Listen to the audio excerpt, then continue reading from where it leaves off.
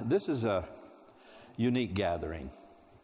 Here we are, hundreds of men and women from a variety of backgrounds and cultures, to say nothing of varied faith traditions, gathered to talk about our collective duty to God. In a day when some people are using religious faith to divide the human family, this little gathering is a bold declaration that commitment to deity can and should be a powerful uniting force in this world. Furthermore, you are evidence that faith in God is not weaker, thinner, or less relevant in the public life. In the hearts and souls of dedicated people like you, I sense the duty to God has never been stronger or more evident. It is truly, truly an honor for me to be counted with you this morning. Of course, it's not just our commitment to God that brings us together this morning. We're also drawn here by our commitment to the boys and young men we serve. We feel bound not only to our duty to God, but also by their duty to Him.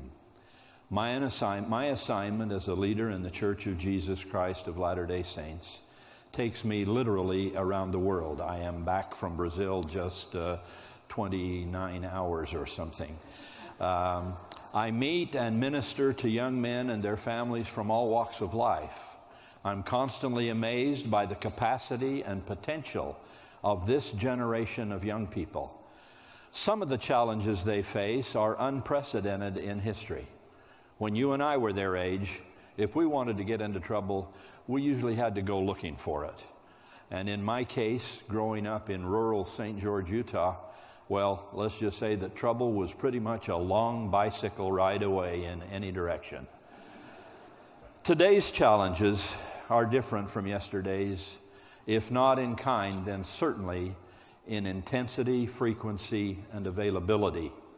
Modern technologies make life more comfortable, but they also bring moral and spiritual dangers that can easily distract a young man from his duty to God. I echo C.S. Lewis, who said, "There is no neutral ground in the universe. Every square inch, every split second is claimed by God and counterclaimed by Satan." I believe that statement to be absolutely true, and no such claiming and counterclaiming anywhere is more crucial and conspicuous than that being waged for the morals and the minds, the personal purity and the future potential of the young. The battle grows more intense by the day.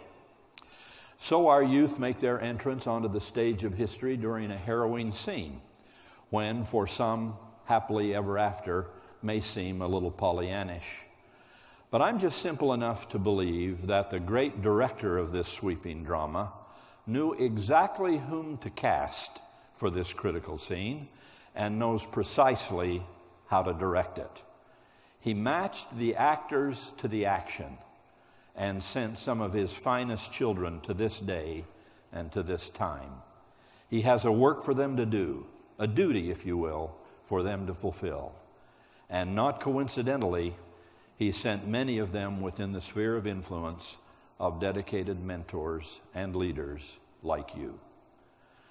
Perhaps verbal oaths today don't carry quite the same weight they used to, but something still stirs inside of me when I hear a young man say, "On my honor, I will do my best to do my duty to God."